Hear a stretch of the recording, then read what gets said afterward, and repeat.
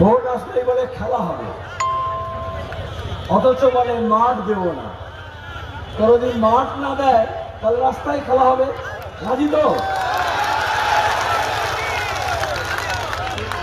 আমরা রাস্তা অবরোধ করতে চাইনি। এই যে মানুষের কষ্ট হচ্ছে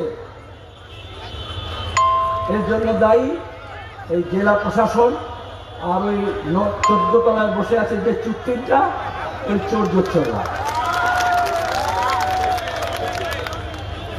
রাজ্য প্রশাসনে IPS is there, BDO SDO DM দের কি অবস্থা হয়েছে বুঝেছেন? থানার আইসি থেকে দলদাস, কয়লা চোর ভাইপো ফ্যাশন শো করবে, তার জন্য 4টে জেলার পুলিশ মেরা বাঁধবে, র্যাম বাঁধবে, পাহারা দেবে। আর সিপিআইএম জেলা সমাবেশ করবে, তার জন্য হাইকোর্টে যেতে হবে। এরা কোনো আইন মানে না। এই এসআইআর দেখছেন না, এই রাজ্যেরই তো সব অফিসার। শুনানি যেখানে হচ্ছে, হিয়ারিং যেখানে হচ্ছে, বিডিও এসডিও ডিএম সারা বছর ধরে। আর পঞ্চায়েত ভোটের সময় দেখেছি, একটা সামান্য সমবায় নির্বাচনে দেখেছি এই সব অফিসারগুলো কিরকম দলদাস হয়ে যায় তৃণমূলে। আমরা বারবার বলতাম আইন মেনে করো, নিয়ম মানো, সংবিধান মানো, কিন্তু ওরা মনে করতো শুধুমাত্র মন্ত্রীদেরকে মানলেই হবে। আর এই জন্যই আজকে এসআইআর এর নাম করে ইলেকশন কমিশন এই দলদাস প্রশাসনকে, মমতা ব্যানার্জি যে দলদাস প্রশাসন তৈরি করেছেন, যে কোনো আইন নয়, কোনো নিয়ম নয়, শুধু জোহুজুরি করো। আজকে এই ডিএম, এই বিডিও, এই এসডিওরা যারা মমতার জোহুজুরি করেছে, আজকে ইলেকশন কমিশনের জোহুজুরি করছে। এই জন্য আমরা বামপন্থীরা বলি আইনের শাসন চাই, সংবিধানের শাসন চাই। আমাদের দেশ যারা চালাচ্ছে মোদী, আর রাজ্য চালাচ্ছে মমতা, এরা সংবিধান মানছে না। এসআইআর কোন নিয়ম মেনে হচ্ছে না। সুপ্রিম কোর্ট বারবার ইলেকশন কমিশনকে কান ধরে উঠবোস করাচ্ছে, অথচ রোজ নতুন নতুন নিয়ম দেখাচ্ছে। বললো ম্যাপিং করবে, ম্যাপিং করে দেখা গেল যাদের ভোটার লিস্টে নাম ছিল, ও কোন ভোটার লিস্টে? বললো 2002। আচ্ছা 2002 কেন বললো? তারপরে তো এত মন্ত্রী হয়েছে, প্রধানমন্ত্রী হয়েছে, এমএলএ হয়েছে, চেয়ারম্যান হয়েছে, কিন্তু যে দেশের প্রধানমন্ত্রী, মুখ্যমন্ত্রী জালি সার্টিফিকেট নিয়ে ঘোরেন, ওরা বললো এই আমলের ভোটার লিস্টে হবে না। 2002 যখন বামফ্রন্ট সরকার ছিল তখনকার ভোটার লিস্ট খুঁজে বার করতে হবে। এই যেখানে অম্বর বারবার বলছিল এখানে লোকজন দেখতে পাচ্ছে না, এত ভিড় হয়ে গেছে, তো ফ্লাইওভারের উপরে অনেকেই দাঁড়িয়ে আছেন। তো অম্বর বলতে যাচ্ছিল যে নেমে আসুন, আলাম না, গ্যারান্টি আছে, ওটা গত শতাব্দীতে বামফ্রন্টের আমলে তৈরি হয়েছিল, ওটা ভেঙে পড়বে না, 100% গ্যারান্টি আছে। কারণ সিন্ডিকেট রাজ নেই, বালি পাচারকারী নেই, কাটমানি নেই, লুটের টাকা নয়। শুধু তৃণমূল না, মোদী গুজরাটে দেখেছেন জলের ট্যাঙ্ক তৈরি করেছে, আর যেদিন প্রথম জল ভরেছে সেদিন হুড়মুড় করে পড়ে গিয়েছে। আসলে এই ফাঁপা দিয়ে তৈরি করলে শুধু জলের ট্যাঙ্ক না, যেভাবে মানুষ যাচ্ছে, আজকে মালদায় এই সমাবেশটা প্রমাণ করছে। এটা শুধু ইংলিশ বাজারের সমাবেশ না, এটা শুধু মানিক চকের সমাবেশ না, এটা শুধু হরিশ্চন্দ্রপুরের সমাবেশ না, এটা শুধু কালিয়া চকের রতুয়া চাচলের না, এটা গোটা রাজ্যের মানুষের মুড বলছে। প্রশাসন যদি বলে আমরা মিটিং করতে দেব না, তাহলে লাল ঝান্ডা তার হকের জন্য এই হক আছে। আমরা বলবো এই রাস্তায় বসলাম, মিটিং করবো, এসসি এসটিদের স্টাইপেন্ড হোক, হস্টেল ভাতা হোক, স্কলারশিপ হোক, এই সব হক পেতে হলে কোন নেতার পায়ে তেল মাখালে হবে না। আমরা শুধু এখানে বলতে এসেছি গোটা বাংলা প্রস্তুত হচ্ছে, মালদাও পেছিয়ে নেই, মালদাও প্রস্তুত হচ্ছে নিজের হকের কথা বুঝে নেওয়ার জন্য, হক কথা সোচ্চারে বলার জন্য, হক আদায়ের জন্য। হক আদায় করতে হলে ধক লাগে, পাড়ায় পাড়ায় বৈঠক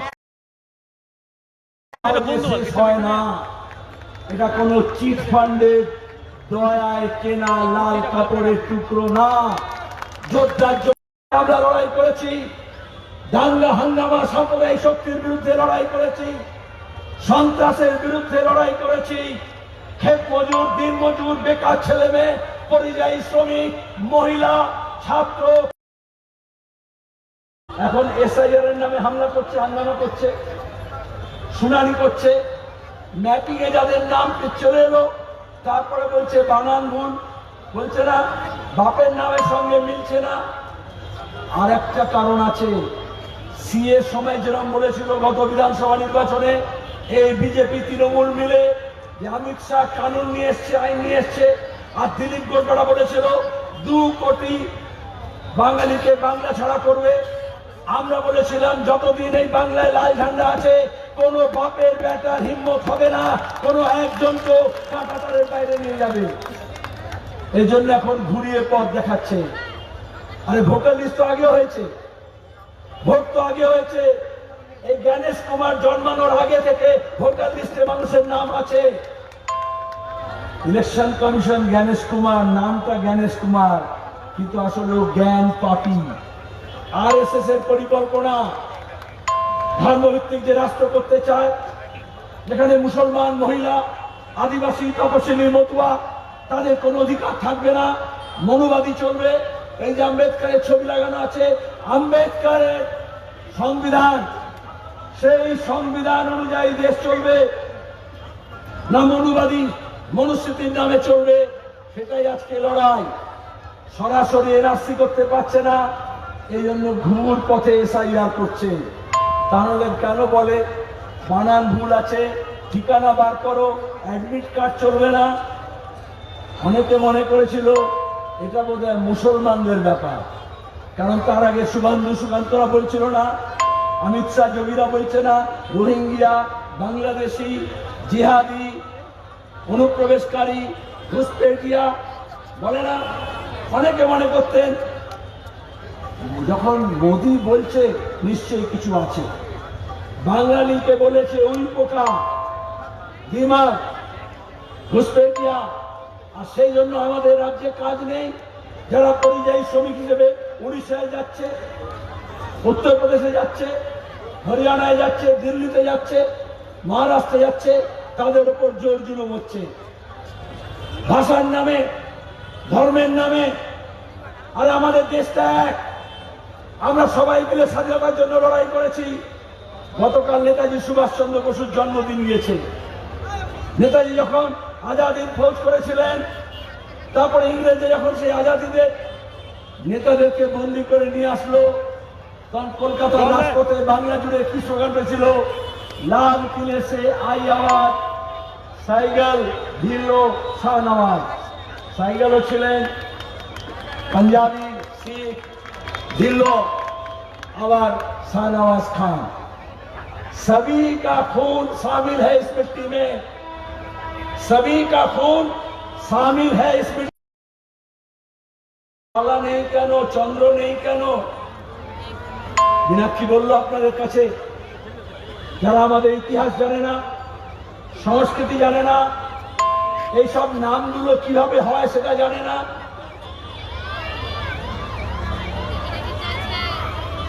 সেগুলোকে তারা এখন প্রশ্ন করছে। এই সাইরেন বাজছে অ্যাম্বুলেন্সকে যাওয়ার রাস্তা করে দিন। আমরা রাস্তা আটকাতে এখানে আসিনি, আমরা মোদি আর মমতাকে আটকাতে এসেছি, অ্যাম্বুলেন্সকে আটকাবেন না। আমি বলছি, একটু আগে আপনারা দেখেছেন এসপি গাড়ি নিয়ে যাচ্ছিল, ওখানে আটকা পড়েছিল। আমাকে এসে বললো এসপির গাড়ি ছাড়তে হবে। আমি বললাম না, ওই বেটাদের জন্য আজকে আমাদের এই অবস্থা হয়েছে। কিন্তু রুগীকে নিয়ে যাচ্ছে অ্যাম্বুলেন্স আমাদেরই মানুষ, তার জন্য জায়গা করে দিয়েছেন, ধন্যবাদ। আমাদের মিটিং আরো কিছুক্ষণ চলবে, তারপরে মিছিল হবে। আমি দেখি কত তাড়াতাড়ি বার করতে পারে আমাদের ভলেন্টিয়াররা। ওই সিভিক ভলেন্টিয়ার বা পুলিশকে দিয়ে সব কাজ হয় না, সিপিএমকে দিয়ে ভালো কাজ হয়।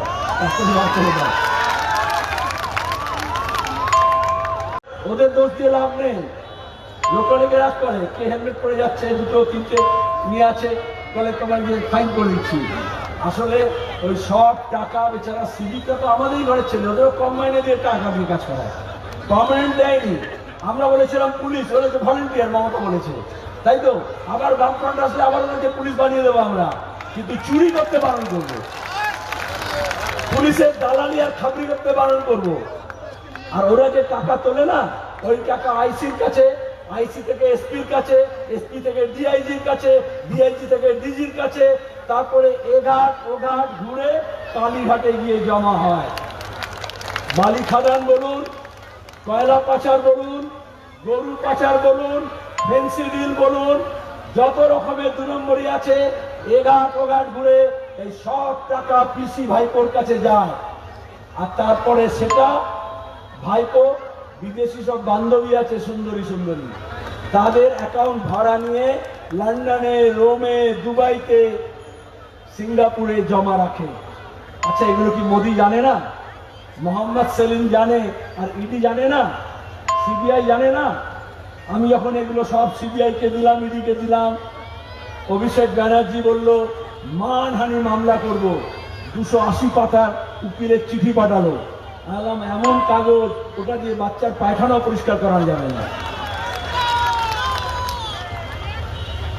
আমাকে সাংবাদিক জিজ্ঞেস করলো, বর্তমানে আপনাকে বলেছে মানহানি মামলা করবে, আপনি বলেছেন ও টাকা চুরি করে বিদেশে পাচার করেছে, বিদেশি অ্যাকাউন্টে।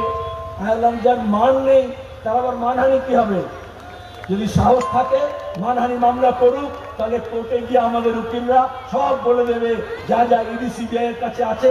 কিন্তু বিজেপি কোনো ব্যবস্থা নিচ্ছে না।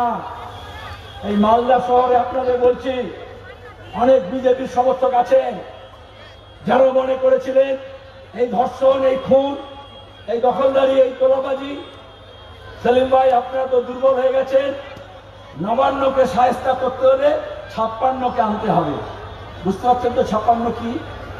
56 কি? আচ্ছা, 56 ইঞ্চি, আমি এটা মিডিয়ার জন্য বলছি, 56 ইঞ্চি ছাতি কোনো মানুষের হয়? হ্যাঁ, আচ্ছা, আপনার এখানে তো আছে কোনো ওয়ার্ডে 56 ইঞ্চি ছাতি? আরে 56 ইঞ্চি ছাতি মোষের হয়, গরুর হয়, ষাঁড়ের হয়, তাই তো? এখন বোঝা গেল কোনো কোনো গাধারও হয়। এটা হচ্ছে মিডিয়া, যেটা যার নয় সেটা টাকা পেলে বিজ্ঞাপন দিয়ে সেটাকে চালিয়ে দেয়। কেউ মেপে দেখেনি, একমাত্র মমতা ছাড়া। মমতা কেন বললাম? মোদি বলেছে মমতা দিদি আমাকে প্রত্যেক বছর পুজোর সময় আর জন্মদিনের সময় ধুতি পাঞ্জাবি পাঠায়, পাজামা পাঞ্জাবি পাঠায়। আচ্ছা, আপনি বুঝুন তো, এই যে আমি পাঞ্জাবি পরেছি, শত্রু বাবা জিজ্ঞেস করে রেডিমেড করেছো না সেলাই করিয়েছো, কোন দর্জির কাছ থেকে সেলাই করিয়েছো? আচ্ছা, যদি মোদির জামা দেখেছেন রেডিমেড করেন, একদম ফিট করা করে। তাহলে মমতা যদি মোদির হাতা ঝুল বুকের মাপ যদি না জানে, তাহলে পাঞ্জাবি কি করে ফিট করা পাঠায়? ও তো যদি পাঞ্জাবি পিস পাঠাতে বুঝতাম যে মোদি নিজে সেলাই করে নেবে, পাঞ্জাবি দেখায়। আর এখানে এসে মালদা মুর্শিদাবাদের আমও পাঠায়, জানেন না? আবার মিষ্টিও পাঠায়। আর রাস্তায় এসে দেখাচ্ছে কত যুদ্ধ হচ্ছে, এটা হচ্ছে নকল যুদ্ধ। মুসলমান ভাইও বুঝেছে কি চাচা, ঠিক বলছি তো? কারণ মমতা একদিকে বরকতি, অন্যদিকে সিদ্দিকুল্লাহকে বসিয়ে হিজাব পরে একেবারে রমজান মাস আসলে নামাজ পড়ে, উজু করে, এরকম আঁচলের কাপড়টাকে নিয়ে, দোপট্টাকে নিয়ে, মামুনেরা আমাদের খালা বাবুরা এরকম করে কাপড়টা নেয় না, চুল মাকে দেখতাম কানের পাশ দিয়ে নিয়ে যায় যাতে চুল না বেরিয়ে যায়, উজু ভেঙে যাবে। মমতা মিটিংয়ে উঠছে না, নামাজ পড়তে এসছে হয়ে যাবে না, এরকম করে বসতো না। আর আমি যখন সমালোচনা করতাম যে ধোকা দেবে, এই 10,000 মাদ্রাসা করে দেবো, মুসলমানদের জন্য মেডিকেল কলেজ করে দেবো, মুসলমানদের জন্য নার্সিং কলেজ করে দেবো, এইসব যখন বলেছে তাহলে সব ধোকা, ঠিক বলছে না? অনেকে আমাকে বলেছে সেলিম ভাই এরকম করে বলবেন না। কেন ভাই? এখন না, আগে বলি যে সে নেতা নয়, একদম আসমান থেকে সাক্ষাৎ ফেরেশতা নেমে এসছে। তার মাঝে মাঝে লাই লাই ইল্লাল্লাহ মুহাম্মাদুর করতো না, আপনারা করেন, এখন করে। এখন বলে মহাকালী মন্দির হবে, এখন বলে ওই দীঘাতে জগন্নাথের মন্দির হবে, আর নিউ টাউনে দুর্গাঙ্গন হবে। বুঝতে পারছেন তো? আরে সিনেমায় শাহরুখ খান যখন নামে, যে সিনেমায় যেরকম চরিত্র হয় সেরকম পোশাক পরে, তাই তো? হ্যাঁ, যদি বিদেশি নায়ক হয় তাহলে কোট প্যান্ট পরে, যদি চাষার বেটা হয় তাহলে একটু হেঁটো ধুতি পড়বে। ওরকম মমতা ব্যানার্জিও যেখানে যেমন দরকার সেরকম রূপ ধারণ করে। আর এখানে যদি কোনো মৌলবি সাহেব থাকেন তাহলে আপনি বলবেন হাদিসেও লেখা আছে অনেক সময় শয়তান মানুষকে ঠকানোর জন্য ফেরেশতার ভেগ ধরে আসে।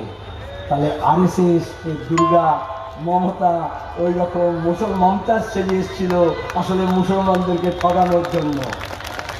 যারা তখন আমার কথায় বোঝেননি, এখন ওয়াকাফে বুঝেছেন তো? হ্যাঁ, এই মুর্শিদাবাদের শামশেরগঞ্জের দাঙ্গা, মমতা এলেন 1.5 মাস পরে, এসে বললেন ওয়াকফ নিয়ে কেউ মিছিল মিটিং করবে না। কাদের বললেন? আপনাদের বলার সাহস নেই। ওই তৃণমূলের 5-8 নেতাদের বললেন, সবাইকে বসিয়ে, আর সবাই ঘাড় নাড়লো। কারোর একটা হিম্মত হলো না যে কেন দিদি আমাদের ওয়াকফ সম্পত্তি চলে যাবে, আমরা আপত্তি কেন করবো না। একেবারে পাড়ার গুন্ডার মতো বললেন, যদি ওয়াকফ নিয়ে কেউ মিছিল মিটিং করেছো, আমার থেকে খারাপ কেউ হবে না বলেছিলেন। আর তারপরে যে ইডি সিবিআই অভিষেকের ফাইল বার করলো কয়লা পাচার কাণ্ডে আর শিক্ষক নিয়োগের দুর্নীতি, টাকা যখন অভিষেকের অ্যাকাউন্টে জমা পড়েছে সেই ব্যাংকের কাগজ বার করে দিয়ে দেওয়া হলো। তখন মমতা ডিএমদেরকে বললেন রাতারাতি চুপি চুপি যত মসজিদ, যত মাদ্রাসা, যত খানকা, যত কবরস্থান, যত ওয়াকফ আছে সব 1 নম্বর খতিয়ান মোদির পায়ের তলায় জমা দিয়ে দাও। আর সব ডিএম গুলো তাই করে দিল। তাহলে যে সমস্ত তৃণমূলের নেতারা মমতার উপর ভরসা করেছিলেন, যারা চটি চেপেছিলেন, এখন তো তারা গ্রামে আসলে চটিটা পায়ে তুলে নিয়ে বলতে হবে নে এখন তোরা নিজের পাপের প্রায়শ্চিত্ত কর। ওবিসি এতে কি হয়েছে? বামফ্রন্টের আমলে রঙ্গনাথ মিশ্র কমিশনের রিপোর্ট, 1 বছরের মধ্যে গোটা দেশে একমাত্র সিপিআইএম এর বামফ্রন্ট সরকার আমরা লাগু করলাম। রঙ্গনাথ মিশ্র কমিশন করেছিল 10% পিছিয়ে পড়া মুসলমান আর 5% অন্য সংখ্যালঘু সম্প্রদায়ের মানুষ। আমরা 10% ওবিসি এ আর 7% ওবিসি বি, 17% রিজার্ভেশন করলাম। যে ছেলে মেয়েরা সুযোগ পেল পিএইচডি করার, ইউনিভার্সিটি যাওয়ার, মেডিকেলে যাওয়ার, ইঞ্জিনিয়ারিং যাওয়ার, বলে কিনা মুসলমান শিক্ষিত হয় না, উচ্চশিক্ষার রাস্তা খুলে গেল। মমতা বললেন সিপিএম কি করেছে, আমি তার থেকে ভালো আইন করে দেবো। এমন গোজামিল করলো ওবিসি এটা বরবাদ হয়ে গেল। এখন আর সেই সুযোগ নেই, যে ন্যূনতম সুযোগ ছিল সেটাকে বাতিল করলো। এটা হচ্ছে চালাকি। কেন করলো? কারণ আরএসএস চায় ওয়াকফ বলুন, ওবিসি বলুন, এসআইআর বলুন, ট্রিপল তালাকের কানুন বলুন, সিএ বলুন, এগুলো আরএসএস চায়। আর আরএসএস যেটা চায়, আরএসএস এর দুর্গা মমতা তার বিরুদ্ধে করতে পারবে না। কারণ বিজেপির নেতারা বলেছে মমতাকে তৃণমূল যখন তৈরি হয়েছে তখন আদবানি দাইমার কাজ করেছেন, নাহলে ওটা কংগ্রেসের পেট থেকে আর তৃণমূলের বাচ্চা বেরোতো না। এটা আদবানি বাজপেয়ীরা দাইমার কাজ করেছে, আমরা প্রথম থেকে বলেছি। এই জন্য মুকুল রায় বলেছিল যা বিজেপি তাই তৃণমূল, তাই তো? যা তৃণমূল তাই বিজেপি। এখন লোকে হারে হারে বুঝতে পারছে, এখনো দেরি হয়নি। এই রাগ, এই ক্ষোভ সেই মানুষগুলোর কাছে যেতে হবে। আর সেই মানুষগুলোকে আমরা বলছি সবাইকে লাল ঝান্ডা ধরতে হবে না। যারা বিজেপি বিরোধী, তৃণমূল বিরোধী, তাদের সবাইকে আসতে হবে। এই যে দেখলেন মতুয়া সম্প্রদায়ের মানুষ এলেন, তাদের ডঙ্কা বাজিয়ে এলেন, আমাদের লাল ঝান্ডা আর মতুয়া মহাসংঘের ঝান্ডা হচ্ছে লাল, আর তার সাথে সাদা বর্ডার। হরিচাঁদ ঠাকুর, শান্তিমাতা দেবী সব মুখোশ পরে এলেন, ফেস্টুন লাগিয়ে এলেন। আগে এটা দেখা যায়নি। আদিবাসী মানুষ, রাজবংশী মানুষ, তপশিলী মানুষ, উদ্বাস্তু মানুষ, সংখ্যালঘু মানুষ, বামফ্রন্ট যখন ছিল আমরা একসঙ্গে ছিলাম। আগে কি সুন্দর দিন কাটাইতাম। তারপরে এরা এসে সব ভাগ করলো। এমনি এমনি লাল ঝান্ডা গেল না, নবান্নতে মমতা এমনি এমনি এলেন না। এই কংগ্রেস দল নিজের কাঁধ দিল 2011-তে। সেই কাঁধে ভর দিয়ে মমতা ব্যানার্জি রাইটার্সে উঠলেন, তারপর রাইটার্সও ত্যাগ করলেন, আর তৃণমূল বিজেপিকেও ত্যাগ করলো। এখন ওই কংগ্রেসের শিক্ষা না হয় তাহলে কবে শিক্ষা হবে আমি জানি না। কারণ মমতা ব্যানার্জি যে মই ধরে গাছে ওঠেন, গাছে উঠে প্রথমে লাত মেরে সেই মইটাকে ফেলে দেন। যারা পুরনো তৃণমূল, আদি তৃণমূল, তাদের অবস্থা একই হয়েছে। কিষণজির কি অবস্থা হয়েছে দেখেননি? বলেছিল মমতাকে জেনেগানের প্রতিনিধি হিসেবে মুখ্যমন্ত্রী দেখতে চাই, তারপরে মমতা ব্যানার্জি তাকে খুন করেছিলেন। পরিষ্কারই বলছি, খুন করেছিলেন। সাহস থাকলে তদন্ত করুক। তাহলে কাজের বেলায় কাজী, আর কাজ করলে কিষণজি, এইটা হচ্ছে তার মন্ত্র। এই জন্য আপনাদের কাছে আমি আবেদন জানাতে এসেছি। আমরা আরো ভালো করে মিটিং করতে পারতাম, পরে আবার করব, কিন্তু করার সুযোগ কম থাকবে। এতগুলো কথা বলতে হলে এই জন্যই এখন আমাদের সবাইকে SIR এর মধ্যে ঢুকিয়ে দিয়েছে, শুনানির মধ্যে ঢুকিয়ে দিয়েছে। সবাই ডকুমেন্ট খুঁজছে, কাগজ খুঁজছে, আর এই করতে করতে লিস্ট বেরোবে, তারপর কার নাম থাকবে কার নাম থাকবে না, তারপরে বলবে ভোট ঘোষণা করে দেবে। রমজান মাস চলে আসবে, 1 মাস রোজা রমজানের সময় মিছিল মিটিং করা যাবে না।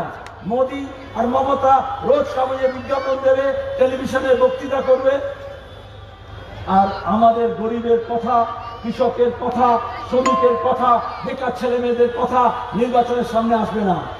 মন্দির, মসজিদ, হিন্দু, মুসলমান এই করে ওরা ভোট করিতে চাইবে। সেজন্য আমাদের কথা নিয়ে এখানে শেষ নয়, মিছিল করে শেষ করবো না আমরা। আপনারা যাবেন পাড়ায় পাড়ায়, আগামী কয়েক দিনের মধ্যে বৈঠক সভা আমরা শেষ করব। হাজার হাজার বৈঠক সভা হচ্ছে, মানুষের কথা শুনবো, আর মানুষের দাবি নিয়ে রাস্তায় থেকে আন্দোলন করব। আজকে DMSP কে যা বলছি, আর এই মালদা DG কেও বলছে, IG ল অ্যান্ড অর্ডার কেও বলছে, আর চিফ সেক্রেটারি কেও বলছে, চিফ সেক্রেটারি কাজ মহাকাল মন্দির করা না, রাজ্য শাসন করা। আমাদের রাজ্যে আজকে আইনের শাসন নেই, আমরা আইনের শাসন প্রতিষ্ঠা করব। আর তার জন্য আমাদের শক্তির পাশে সবাইকে আহ্বান জানাচ্ছি, যারা এই বাংলাকে বাঁচাতে চান। বাংলাকে বাঁচানো মানে বাংলার শিক্ষাকে বাঁচানো, স্কুলকে বাঁচানো, মাদ্রাসাকে বাঁচানো, বাংলার মানুষকে বাঁচানো, তার ঐক্যকে বাঁচানো, তার সংস্কৃতিকে বাঁচানো, ভাষাকে বাঁচানো, সম্প্রীতিকে বাঁচানো। আমাদের কৃষি, আমাদের শিল্প, আমাদের ব্যবসা বাণিজ্য, দোকান হাট, এই সব আমাদের বাঁচাতে হবে। আর তা যদি বাঁচাতে হয় তাহলে মানুষকে একসাথে আসতে হবে। যারা আমাদের মারছে তারা আমাদের আলাদা করছে, আমরা যারা বাঁচাতে চাইছি তারা সবাইকে এক কাট্টা করতে চাইছি। যারা ঐক্য চান তাদের সবাইকে আমরা আহ্বান জানাচ্ছি।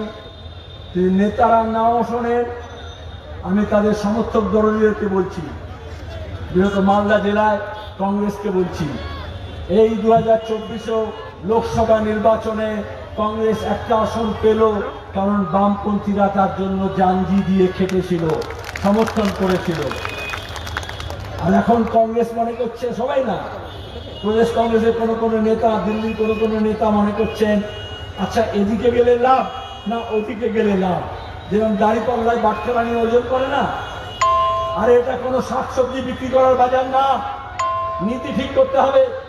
যদি বিজেপির বিরুদ্ধে থাকেন, তৃণমূলের বিরুদ্ধে থাকেন, কারণ বাংলাকে যদি বাঁচাতে হয় তাহলে বিজেপি তৃণমূল উভয়ের বিরুদ্ধে লড়তে হবে।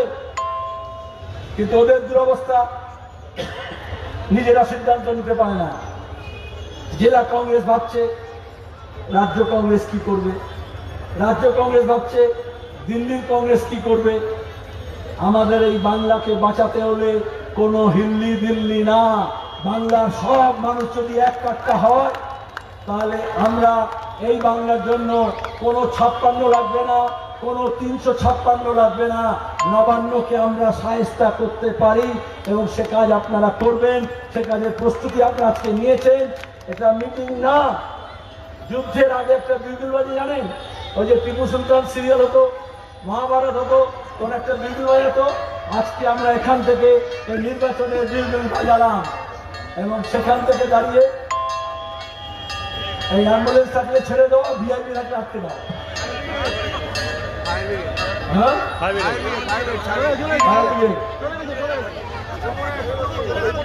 আমরা বলেছিলাম যুদ্ধের আগে একটা বিউগল বাজাতে হয়, সুতরাং ঘন্টা বেজে গেছে, যুদ্ধ ঘোষণা আমরা করছি।